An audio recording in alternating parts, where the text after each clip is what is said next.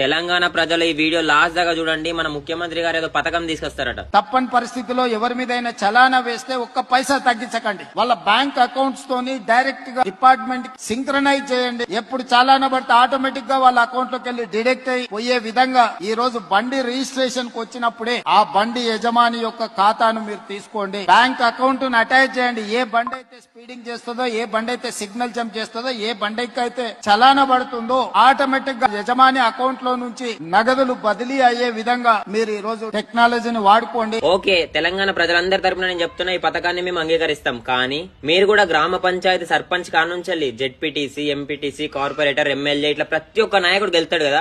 అట్లా గెలిచిన తర్వాత వాళ్ళ బ్యాంక్ అకౌంట్లు అన్ని మీరు తీసుకొని కొన్ని లింక్స్ క్రియేట్ చేసి పబ్లిక్ ప్లాట్ఫామ్ లో ఒక వెబ్సైట్ లో పెట్టండి. అట్లా పెట్టే పథకాన్ని తీసుకురండి. ఎందుకంటే మేము రోడ్ మీద పోయినప్పుడు మాకు గుంతలు కనిపించినా, లేకపోతే యాక్సిడెంట్లు అయినా, ప్రాణ నష్టం జరిగినా కూడా డైరెక్ట్ ఆ లింకులలో పోయి మేము పైసలు తీసుకుంటాం.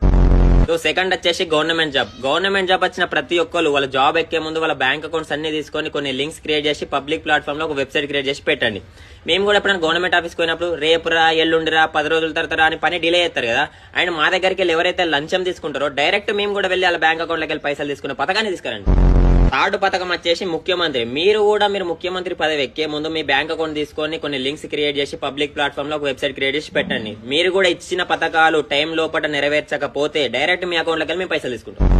ఇట్లా చెప్పుకుంటూ పోతే మీరు మస్తు పథకాలు తీసుకురావాలి. సపోజ్ మేము ఏదైనా కేసు పెట్టడానికి పోలీస్ స్టేషన్ పోతే 5 రోజులలో మాకు కేసు సాల్వ్ కావాలి. మేము న్యాయం కోసం కోర్టు పోతే 5 రోజులలో మాకు న్యాయం జరగాలి. ఒకవేళ అట్లా జరగకపోతే పోలీసుల అకౌంట్ లోకి వెళ్ళి, న్యాయవాదుల అకౌంట్ లోకి వెళ్ళి, జడ్జిల అకౌంట్ లోకి వెళ్ళి డబ్బులు కట్ చేసి డైరెక్ట్ మా బ్యాంక్ లో పడే పథకాన్ని మీరు తీసుకురాగలుగుతారా? ఇదంతెందుకు, ఓల్డ్ సిటీలో కరెంట్ బిల్లు వసూలు చేసే దమ్ము మీకుందా?